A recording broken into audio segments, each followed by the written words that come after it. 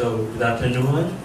I'm PhD student from Center of Montreal of Paris State in France. Today, the title of my presentation is Numerical Investigation of Dynamic String Agent and Slant Ductile Fracture in a Notch Specimen, and its comparison with synchrotron tomography or laminography. At first, I will report some observations about the dynamic string agent, and then we focus on 2000 aluminum alloy applied for aeronautic fuselage, and then I will show you some finite element simulations on a thin sheet CT specimen to compare with the special localization band presented by Mr. Bergerac. And so the dynamic string agent effect is usually also called the Van der Chatelier effect. The most this effect has been observed in a lot of important industrial alloys, such as steels, which contains interstitial atoms like carbon and hydrogen, and or in aluminum alloys containing substitutional atoms like copper, lithium, etc. And one of the most important features is we can see the oscillations, the jerky flow on the straight string curves. And associated with this jerky flow is the flame line, is the localization band. For example, we can see in the notch area of a CT specimen or in such kind of specimen. And another important feature is the negative string rate sensitivity. We can see this carbon manganese steel at tested at 200 degrees. 200 degrees just inside the PLC active zone between 100 and 300 degrees. We can see the curve, the green curve tested at 10-5 is higher than the others. And some severe consequence has also been reported, such as the loss of toughness. For example, here we see a valley around 200 degrees just in the PLC zone. And another question is if the PLC will influence the fracture mode. Here is the same. It's always carbon manganese steel. It's a distribution map of a fracture mode. We can the shapes with colors on which PLC band have been observed, and we can notice that all the slanted fracture surface is observed inside the PLC domain. So this is still an open question. The aims of the current work is twofold. First, we performed some experimental studies on the 2000 aluminum alloy to characterize the possible Van der Chatelier effect. And secondly, we simulated a thin sheet CT specimen to compare with the laminography results. This is our material. We can see the grain size informations, and in this material, the copper and the lithium are the main alloy elements. And all the tensile specimens are prepared with a longitudinal direction along T direction.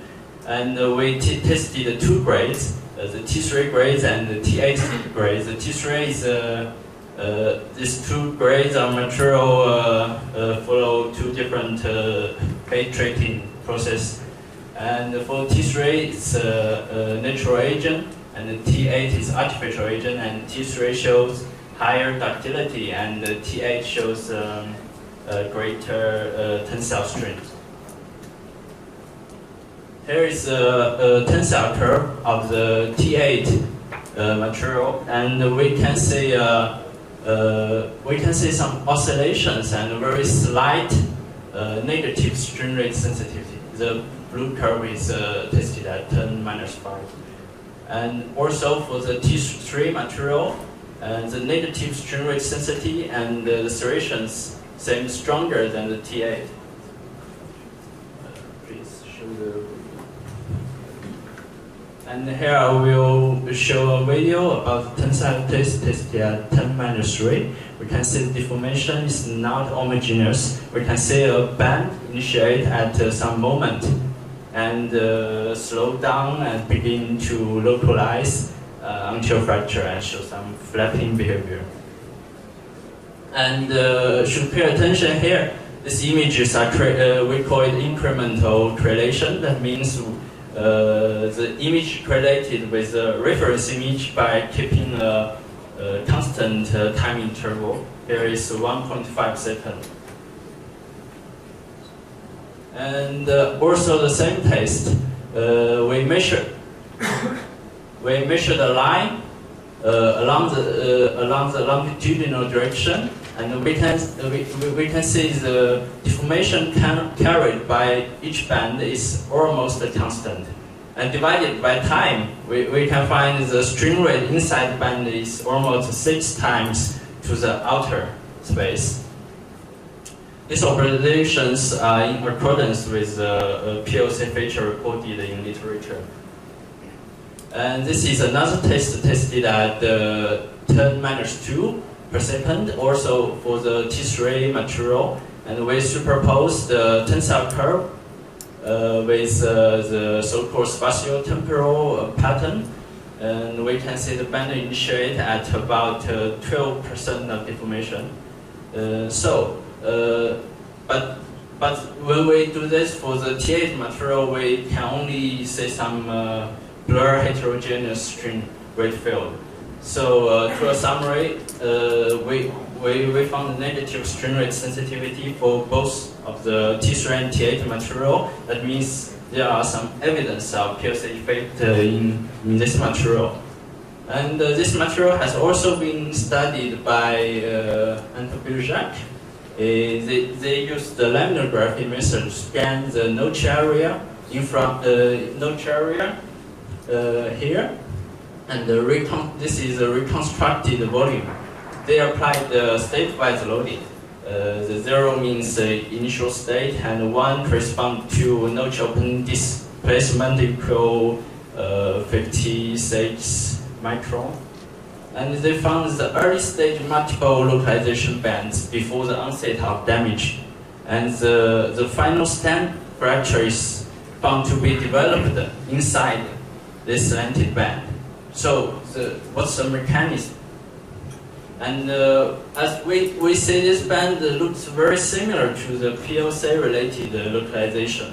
So we try to reduce these observations by a combined model built in the polycrystalline framework.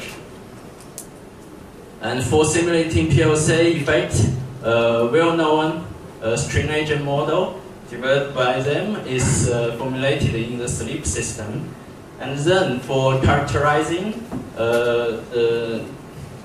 damage, fracture behavior not related to void damage, we involve the Coulomb also at the sleep system.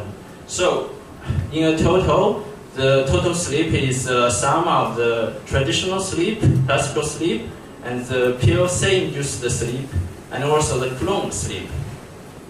Finally, the Huxley damage model, combined with Chu and Needleman void initiation model, is reformulated in the polycrystalline framework.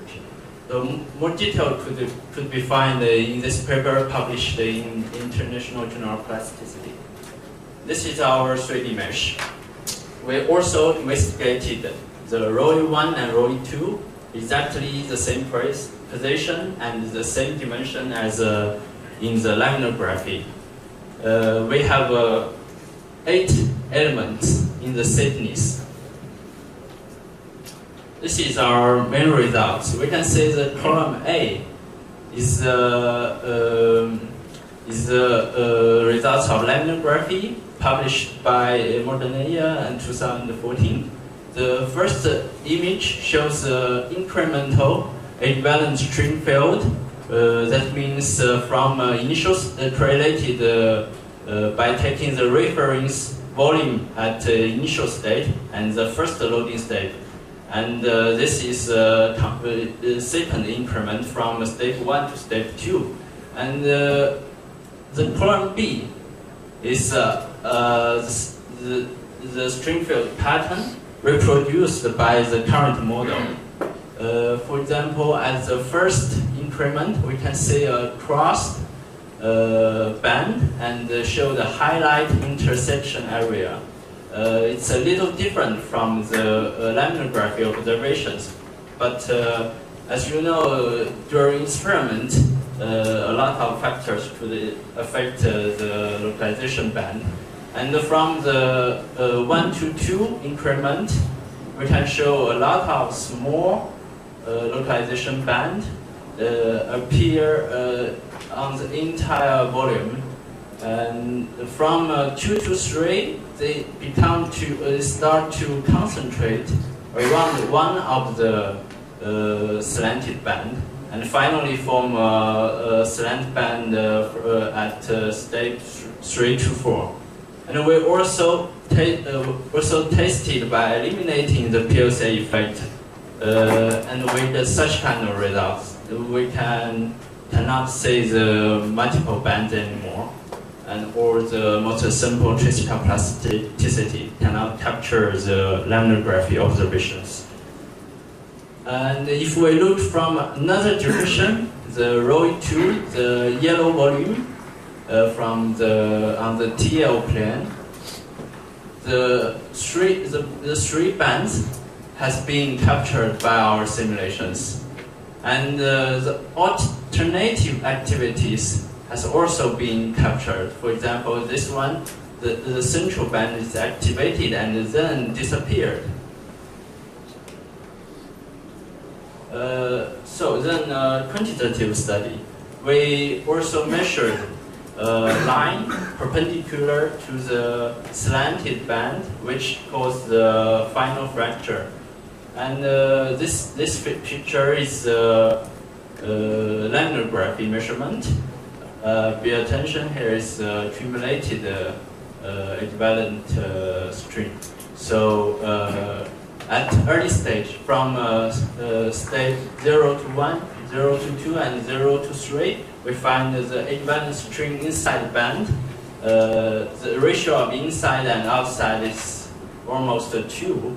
And for our simulations, we can say here it's equal to 0.006, and here is a little lower, but for this black curve and red curve, it's exactly 2. However, for the final stage, the ratio is greater than factor 2. It's 1 minute. Okay, I will finish. And finally, I will show you the slant fracture. Here we use the competitive criterion. That means the material is considered as broken when the volume fraction is superior to a critical value, or the ground slip exceeds the critical value. And the red area is a broken dot point. There are some black area inside, but that's because some broken dot point is not visible on the surface. And yeah, this is looking from the plane parallel to the loading direction. And we look at the plane perpendicular to the loading direction. We can see a typical triangular flat fracture zone. It's exactly the same as we observed in laminar graphy. So to the conclusion, we characterize the string agent effect in the 2198 alloy. They showed some evidence, and the multiple localization band and slant fracture observed by laminar graphy have been reproduced by our combined model. So we think that could be a possible mechanism for explaining this localization behavior. Thank you.